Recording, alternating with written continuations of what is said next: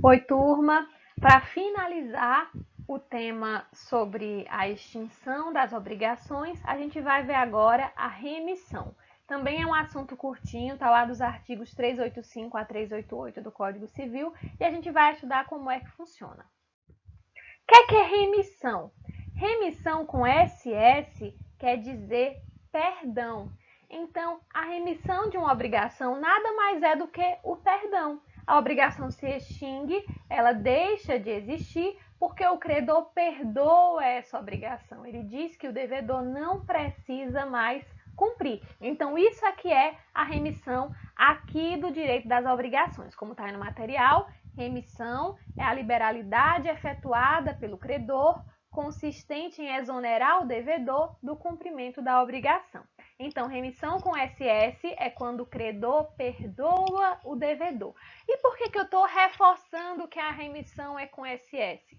Porque dentro do direito, mas lá do direito processual, existe outra remissão, mas é a remissão com C cedilha, que ela vai querer dizer pagamento, resgate, quitação. Então, remissão com C cedilha, que vem do verbo remir, significa pagar, quitar, é lá do direito processual civil. A nossa remissão aqui do direito material obrigacional é a remissão com SS, que vem do verbo remitir. Então, quando eu disser o credor remitiu a dívida, é a mesma coisa de eu estar dizendo que houve a remissão, então o credor perdoou essa dívida. E quais são os requisitos para que a remissão aconteça, para que esse perdão aconteça e extinga a obrigação? Primeiro deles, vontade do credor. O credor tem que querer perdoar. Eu não posso forçar o credor a perdoar, forçar o credor a abrir mão do seu crédito perdoando a obrigação. É só se ele quiser. É uma liberalidade do credor, onde ele, por vontade, sem estar obrigado, resolve abrir mão desse crédito, resolve dizer que não quer mais receber o objeto dessa obrigação. Por isso que o remitente, que é quem perdoa, por que remitente? Porque é aquele que remite, que é aquele que perdoa. O remitente, ele tem que ser capaz de alienar, ou seja, ele tem que ter poder de disposição patrimonial. Por quê? Porque quando ele perdoa, ele está dizendo, eu não vou receber, eu não quero receber, eu abro mão desse crédito que eu tenho, você não precisa me pagar. Então, por exemplo, o pródigo não pode remitir. Por quê? Porque o pródigo não tem disposição patrimonial. Então, é preciso que aquele que perdoa seja capaz de alienar, tenha plena disposição patrimonial. Já aquele que é perdoado, o remitido, basta a capacidade de adquirir, ou seja, ele tem que ser só maior e capaz mesmo, não precisa ter nenhuma capacidade específica. E por que ele precisa também ser capaz, ainda que seja só a capacidade genérica? Porque a remissão, ela vai ter natureza contratual. Por mais que ela seja feita pelo credor, se ele quiser, é preciso que ela seja aceita pelo devedor. Então, o devedor precisa aceitar ou não esse perdão. Se ele aceita o perdão, essa aceitação pode ser tanto expressa como tácita, ou seja, ele ou disse que aceitava, que ótimo, você me perdoou, está aceitado. Ou ele não manifestou que estava aceitando, mas agiu como quem aceitava. E aí, sendo expressa ou tácita, aceitou, tá, como é que eu posso dizer? Configurado mesmo o perdão. Eu vou poder dizer que efetivamente houve a remissão, efetivamente houve esse perdão. Se ele não aceitar, ele pode querer pagar. Ele pode falar, não, eu não quero que você me perdoe, que eu não quero ficar com a sensação de que lhe devo um favor, por exemplo. Então, se ele não aceita, credor também não é obrigado a receber. O que é que o devedor vai fazer? Ele pode consignar o pagamento para forçar o credor judicialmente a receber. Na prática, nunca vi, mas até porque quando você é liberado de pagar, quando você é perdoado, isso é uma coisa boa para você, que você deixa de ter que cumprir alguma coisa. Mas de repente você é uma pessoa orgulhosa, ou então você simplesmente não está acreditando nessa bondade toda do credor, você prefere pagar. Você quer pagar, você não aceita o perdão e vai lá e faz a consignação do pagamento. Então, lembrando, para perdoar, não basta a capacidade geral, genérica, ser maior de 18, eu preciso também ter a capacidade de alienar. O pródigo não pode perdoar. E o representante, que ele tem os poderes para receber o pagamento e para dar a quitação, ele não tem poder de perdoar também, porque o perdão ele exige poderes especiais. Por quê? Porque uma coisa é você ser meu representante e poder receber o dinheiro e passar para mim. Outra coisa é você deixar de receber, liberar o devedor. Para isso, precisa de uma autorização especial, então o representante com poderes gerais não pode perdoar, não pode remitir no lugar do credor. Todos os créditos, seja qual for a sua natureza, são suscetíveis de remissão, desde que só visem o interesse privado do credor e a remissão não contrarie o interesse público ou de terceiro, ou seja, desde que não haja interesse público e não prejudique terceiros, eu posso perdoar qualquer tipo de obrigação. Por quê? Porque vai ser privilegiada aqui a autonomia da vontade, que é o que está dentro do interesse privado mesmo. Agora, eu só posso perdoar se não houver interesse público. Então, só pode haver perdão dívidas patrimoniais de caráter privado. Então, por exemplo, o salário. O salário sou eu que recebo, mas eu não posso simplesmente abrir mão e dizer, não, eu vou trabalhar e não vou receber nada. Não posso fazer isso. Então, não poderia perdoar. Eu posso deixar de cobrar naquele momento. Por exemplo, a obrigação alimentar, que eu também não posso abrir mão. Eu posso não lhe cobrar se você não me paga. Eu posso não ajuizar uma ação para cobrar. Mas eu não estou perdoando. Enquanto não houver uma prescrição da dívida, ainda que ela seja de natureza pública, e aí muitas delas vão ser inclusive imprescritíveis, eu vou poder cobrar. Eu posso não cobrar naquele momento, mas não significa que eu perdoei, porque para perdoar só se realmente não houver nenhum interesse público nessa obrigação. Natureza jurídica. A remissão ela é uma espécie de gênero renúncia. Por quê? Porque eu estou abrindo mão também de um crédito, só que a remissão ela vai se diferenciar da renúncia, por isso que ela é específica dentro da renúncia, ela tem características próprias, porque ela é bilateral, como eu acabei de falar. Então, eu vou perdoar, mas eu preciso que o devedor aceite esse perdão, ainda que de forma tácita. Os efeitos são os mesmos, porque extinguem a obrigação. Então, se eu renuncio ao crédito, eu não vou mais recebê-lo. Se eu perdoo o crédito, eu também não vou receber. E é uma liberalidade com eficácia sujeita à aceitação. Liberalidade porque você faz por vontade, você não pode ser obrigado. Como eu já mencionei, eu não posso ser obrigada a perdoar. Então, eu faço porque eu quero, mas os efeitos vão ficar sujeitos à aceitação. De fato, só há perdão se o devedor aceitar esse perdão, como a gente já mencionou. Vamos falar, então, das espécies de remissão. A remissão, ela pode ser total, se eu perdoar a dívida toda, ou parcial, se eu perdoar parte da dívida. Então, você não precisa abrir mão do seu crédito todo se você não quiser. Você pode perdoar só uma parte, ou não perdoar nada, vai, como eu falei, uma liberalidade, vai da vontade do credor, lembrando que o devedor tem que aceitar.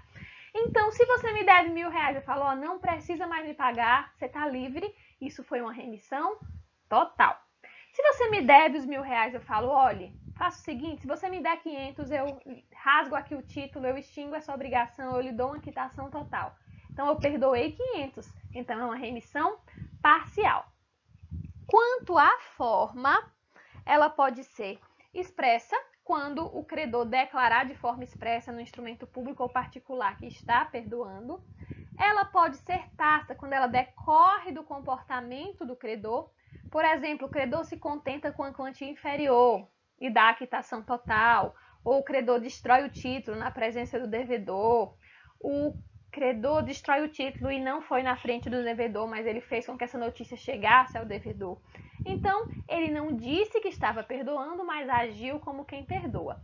E ainda a remissão presumida por lei, que a gente vai ver já já, que são duas situações que vão estar no 386 e 387, vamos falar delas já já. Só para continuar nas espécies, para a gente não fugir, quanto à eficácia, a remissão ela pode ser concedida sob condição suspensiva ou a termo inicial. O que é que isso quer dizer? que eu posso perdoar, mas não naquele momento. Posso falar, ó, por exemplo, você mora de aluguel e o contrato é por 1 ano. Eu falo, ó, quando completar 10 meses, os outros 2 meses não precisa me pagar o aluguel. Você vai morar de graça os 2 meses finais. Então, eu ainda vou ter direito aos aluguéis porque não chegou nos 10 meses, mas quando chegar nesse período, vai começar a valer o perdão. Isso é uma remissão a termo inicial, eu digo a partir de quando eu vou perdoar. Mas eu posso também fazer uma remissão, remitir, perdoar a obrigação se acontecer um evento futuro e incerto, ou seja, é uma remissão concedida sob condição suspensiva. E aí só vai haver o perdão se houver o implemento dessa condição. Por exemplo, você já morou de aluguel comigo por 1 ano, mas você saiu da casa e ficou devendo 5 meses. Eu falo, ó, faça o seguinte, a casa tá lá sem ninguém. Se você conseguir para mim um inquilino, eu libero você dos 5 meses que você me deve. Então, é uma condição suspensiva porque é algo incerto. Eu não sei se você vai encontrar alguém interessado em morar lá pelo aluguel que eu estou cobrando. Mas se você conseguir, aquilo que você me deve eu perdoo. Então, aí eu tenho uma condição suspensiva e só vai haver o perdão se houver o implemento dessa condição. Quando ela é a termo inicial, eu já sei que vai acontecer porque é uma data certa, não é nada incerto, mas só quando chegar nessa data é que você vai estar liberado de me pagar. Só serve mesmo remissão a termo se for termo inicial, a partir dali vai valer o perdão. Por quê? Porque a remissão a termo final eu lhe perdoo até dezembro, a partir de dezembro você tem que me pagar. Nada mais é do que uma moratória, eu estou dando mais tempo para você me pagar depois. Não é efetivamente um perdão. Perdão mesmo só se for, a partir de quando acontecer, você não deve mais aquela obrigação. Eu mencionei há pouco que há entre as espécies, quanto à forma, que pode ser expressa, tácita ou presumida. Quando eu falei da presumida, eu falei que ela era presumida por lei, e são 2 casos. O do artigo 386, que diz que eu presumo que houve o perdão quando houver a entrega voluntária do título da obrigação por escrito particular. A gente já falou sobre isso em outras aulas, que quando a obrigação é materializada num título, a entrega desse título é feita quando há o pagamento. Por quê? Porque o próprio título representa a obrigação. Então, se eu tenho uma dívida com você que é representada por uma promissória, quando eu pagar, você vai me devolver a promissória, você vai rasgar a promissória, por exemplo. E aí não tem mais dívida. Mas se eu não pago e você vai e me entrega essa promissória, significa que você perdoou, porque você não vai conseguir cobrar essa dívida sem ter a promissória, porque é a promissória que materializa essa dívida. Então, nesse caso, quando o credor entrega voluntariamente o título da obrigação para o devedor, significa que ele perdoou. E o 387 vai trazer a situação de quando você perdoa a garantia. Você não está renunciando ao seu crédito, mas esse crédito tinha uma garantia que era representada por um objeto que foi entregue, por exemplo. Para eu lhe emprestar 5 mil reais, você deixou comigo o seu colar de ouro. Esse colar é uma garantia, porque eu só devolvo o colar quando você me pagar. Se eu devolvo o colar antes do pagamento, eu estou renunciando, perdoando a garantia, não a dívida. Então, no caso, quando há a entrega do objeto empenhado, prova a renúncia do credor à garantia real. Não há uma renúncia do crédito, mas há uma renúncia, um perdão da garantia. Não preciso ficar com seu objeto. Fique com ele e você me paga na data certa. Para finalizar, só umas observações quanto à remissão em caso de solidariedade passiva. A remissão concedida a um dos codevedores extingue a dívida na parte a ele correspondente. Ou seja, quando houver mais de um devedor, eu não sou obrigada, como credora, a perdoar a dívida toda. Eu posso querer perdoar só um dos codevedores e aí não vai haver uma extinção total da obrigação, vai ser uma remissão parcial, porque só vai acontecer em relação à parte daquela pessoa que eu perdoei. Então, por exemplo, eu tenho 3 devedores de 3 mil reais, eu quis perdoar só o primeiro devedor, a dívida agora vai ser de 2 mil com os 2 que restaram. Por quê? Porque só extingue a dívida em relação ao que foi perdoado, mas tem que ser abatida a cota dele. Eu não posso só dizer, não, vou perdoar você, você não me deve, e querer cobrar os 3 mil dos 2 restantes. Então, Nesse caso, eu só vou poder cobrar o débito se eu abater a parte que foi perdoada. Então, nesse caso, o credor só pode exigir dos demais codevedores o restante do crédito deduzida a cota daquele que foi perdoado, deduzida a cota do remitido. E os consortes, ou seja, os codevedores não beneficiados pela liberalidade, ou seja, aqueles codevedores que não foram perdoados, só podem ser demandados se houver o abatimento da cota. Eu não posso querer cobrar a dívida toda se eu perdoei um deles. Se eu perdoei um deles, ele está perdoado e os outros não. Mas a cota dele tem que ser abatida daquilo que eu for cobrar. Então é isso. Remissão, como eu mencionei no começo da aula, finaliza a extinção das obrigações. Os próximos temas são todos referentes ao inadimplemento. E se vocês tiverem alguma dúvida, podem colocar no fórum, lá do Moodle, ou aqui nos comentários.